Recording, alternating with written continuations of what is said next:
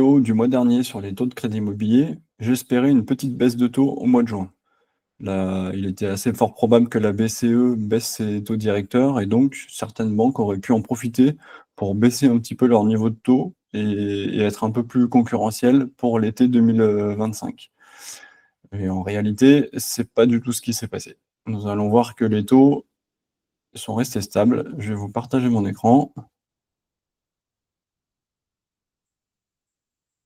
Donc nous allons aller voir comme à chaque fois l'article que je publie ce 1er juillet 2025 sur immobilierdanger.com.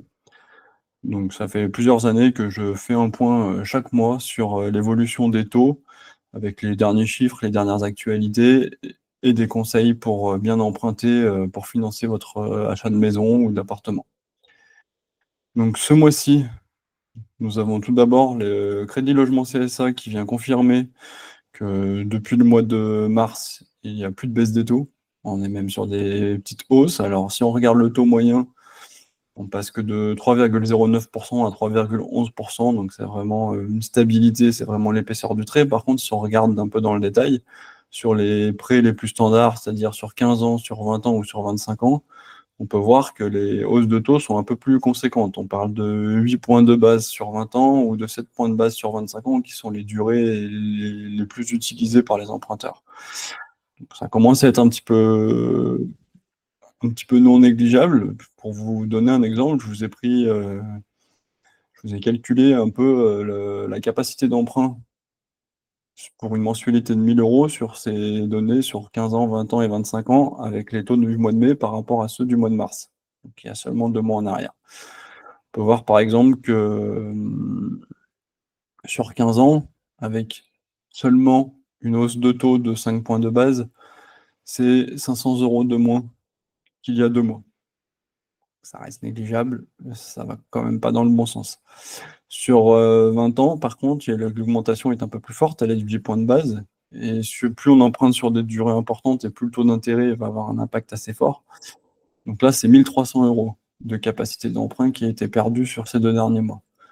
Et enfin, sur 25 ans, l'augmentation des taux sur ces 2 mois est de 7 points de base, donc un peu moins que sur 20 ans. Mais par contre, on est sur une perte de 1 600 euros de capacité d'emprunt juste sur ces 2 derniers mois. Et qu'est-ce qui va se passer maintenant sur le marché immobilier quand les taux baissent régulièrement? Ça fait revenir des nouveaux acquéreurs, ça relance un peu la dynamique. Il y a du positivisme sur le marché. Là, on voit que les taux ils commencent à remonter un petit peu. Pour l'instant, ça reste raisonnable.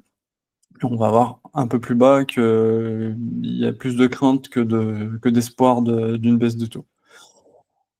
Donc, quelles sont les autres actualités du mois? On a vu le mois dernier, on avait espéré que la baisse des taux de la BCE allait se poursuivre et que dans sa réunion du 5 juin 2025, sa réunion de politique monétaire allait encore permettre une nouvelle baisse de taux. C'est ce qui s'est passé. 25 points de base à nouveau, comme à chaque baisse. C'est la 8e baisse de taux en un an, ce qui est déjà très, très, très fort.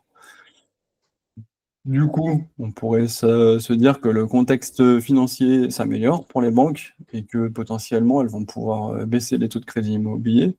Mais comme nous le verrons ci-dessous, c'est pas les taux de la BCE qui sont au cœur du problème en ce moment, c'est plus le niveau des taux obligataires sur lesquels les taux de crédit immobilier se calquent un peu avec un décalage un peu temporel. Autre point un peu négatif, la Banque centrale européenne a dit qu'elle avait atteint ses objectifs. On est bientôt revenu à 2% d'inflation en Europe. Et elle se réserve le droit de ne plus faire de baisse de taux ou d'en faire moins souvent dans les trimestres à venir. Donc il ne faudra pas trop compter sur ce levier-là pour donner une bouffée d'air au marché du crédit. Enfin, comme chaque trimestre, tous les trimestres, la Banque de France met à jour ce qu'on appelle les taux d'usure, c'est les taux, donc le taux TAEG, c'est-à-dire tout compris avec l'assurance emprunteur, les frais de dossier, tous les frais qui sont inclus dans le financement. C'est un plafond que les banques n'ont légalement pas le droit de dépasser. pour vous faire un prêt immobilier. Donc, qu'est-ce qui se passe quand vous atteignez, si jamais vous dépassez ce plafond? Ça peut vite arriver. Aujourd'hui, on a encore de la marge, mais prenons un exemple où quelqu'un qui n'a pas un super dossier de crédit immobilier, il a un taux déjà assez haut par rapport à la moyenne actuelle, et il va avoir des problèmes de santé ou un âge avancé qui vont faire qu'il va avoir une assurance emprunteur beaucoup plus chère aussi que la moyenne. Et là, tout de suite, on peut avoir un taux TAEG qui va être très limite. Dans ce cas-là, la banque, elle peut refuser de financer le projet. Donc, pour l'instant, pas trop d'inquiétude, même si les taux ont bien baissé, donc les taux d'usure ont baissé aussi en parallèle. Et les quelques hausses qu'on a pu voir là, sur les 2 derniers mois sont pour l'instant négligeables et très faibles. Ce qui avait créé des problèmes en 2022 et 2023, c'est surtout que les taux avaient augmenté très fortement. Et du coup, vu que les taux d'usure étaient mis à jour que trimestriellement, avec en plus un décalage dans le temps de 1 ou 2 mois sur les chiffres de la Banque de France, on s'est retrouvé avec un plafond qui était beaucoup trop bas. Et les banques ont dû refuser pas mal de dossiers qui ne passaient plus à cause de ces conditions. Pour l'instant, aucune inquiétude. Ça sera juste à surveiller si jamais les taux se mettaient à réaugmenter plus rapidement à la rentrée ou sur la fin d'année 2025. On va entendre parler un peu plus de taux d'usure d'ici la fin de l'année si c'est le cas. Ensuite, comme tous les mois, je vous fais un petit comparatif des taux de crédit immobilier moyens annoncés par plusieurs courtiers, donc les principaux courtiers du marché en France comme Meilleur Taux, Prétaux ou Empruntis. On voit une relative stabilité et il n'y a quasiment rien qui a bougé. Il y a quelques petites variations pour constater que sur 10 ans, ça a baissé un petit peu. Mais par contre, sur les durées plus élevées, s'il y a une variation, elle est de quelques points de base en plus. Je vous laisserai aller voir sur notre tableau des meilleurs taux où il se passe exactement la même chose. C'est-à-dire que soit il y a une stabilité, soit les taux ont augmenté de quelques points de base. Mais vous pourrez voir la différence entre les taux moyens et les meilleurs taux. Ça vaut le coup d'aller peaufiner son dossier pour mettre toutes les chances de son côté d'avoir un taux plus bas. Il y a quand même des écarts de 40 points de base, ce qui est très loin d'être négligeable sur le coût de votre crédit immobilier. Donc ce mois-ci, dans les différents conseils, c'est des choses que vous pouvez retrouver un peu dans la rubrique pré-immobilier d'Immobilier Danger, mais je préfère en reparler un petit peu régulièrement. Donc, comment faire pour avoir un meilleur taux? On veut tous un taux le plus bas possible. C'est un peu le nerf de la guerre quand on veut un financement pour un prêt immobilier. C'est beaucoup d'argent. Les intérêts et l'assurance emprunteur peuvent représenter parfois le même prix que l'achat de votre maison ou de votre appartement. Donc, c'est des choses à surveiller de très près et à essayer de négocier au maximum. Donc, pour ça, je vous recommande d'aller lire notre article sur faire une demande de crédit immobilier dans lequel je vous liste une quinzaine de conseils sur lesquels les banques vont être très attentives. Donc, ça peut varier d'une banque à une autre, mais généralement, elles veulent un peu la même chose. Elles veulent des dossiers de qualité. Donc ça veut dire pas de, pas de découvert sur les 12 ou 24 derniers mois, pas de le fonctionnement de l'utilisation de votre compte en banque va être scruté et analysé dans tous les sens. Il y a beaucoup de choses qui peuvent inciter une banque aussi à vous financer et à vous financer un taux plus bas. C'est aussi son intérêt à elle. Quel est-il? On sait que sur les crédits immobiliers, la banque ne va pas gagner beaucoup. Par contre, elle peut marger beaucoup plus fort sur des produits comme l'assurance habitation de la maison que vous allez acheter, sur une assurance vie à côté, sur voilà, tout ce qui est placement, etc. Ou d'autres assurances, les assurances voitures, les mutuelles.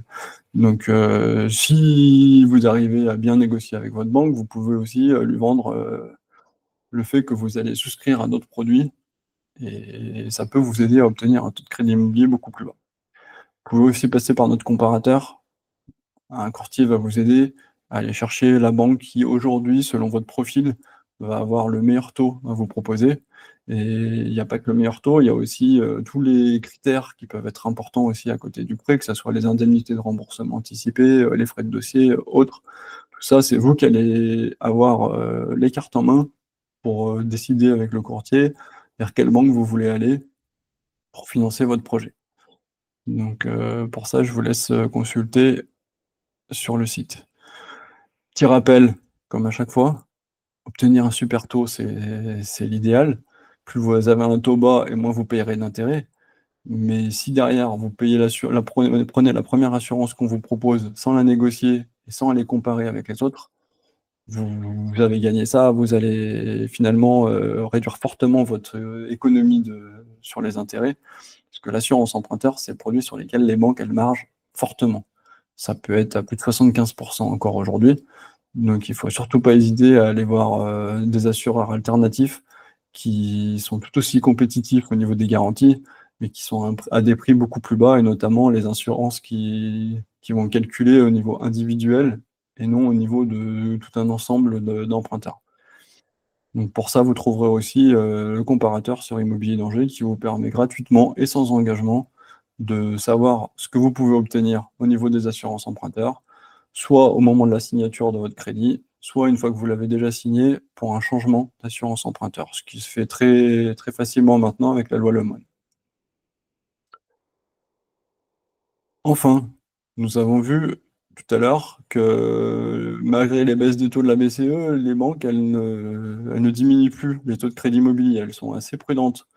En ce moment, comme je le disais le mois dernier, on aurait pu espérer une petite baisse, de 5 points, 10 points de base sur le mois de juin, pour profiter un peu de ces différentes baisses des taux de la BCE. Il n'en a rien été, au contraire, les taux sont stables, voire ils ont continué à augmenter un tout petit peu. Qu'est-ce qui explique cela? C'est aujourd'hui tous les financiers ont un regard assez important sur tous les taux obligataires des États, notamment en France. L'OAT 10 ans de la France, il est pas en très bon état. On emprunte aujourd'hui à 3,25% en moyenne sur tout le mois de juin. C'est assez élevé, et on va voir que, comme je vous le mets dans cet article, ça pourrait encore s'aggraver parce que j'ai étudié les dernières études économiques du Crédit Agricole, qui est l'une des plus grosses banques françaises, qui fait entre 40 et 50% du marché du crédit immobilier.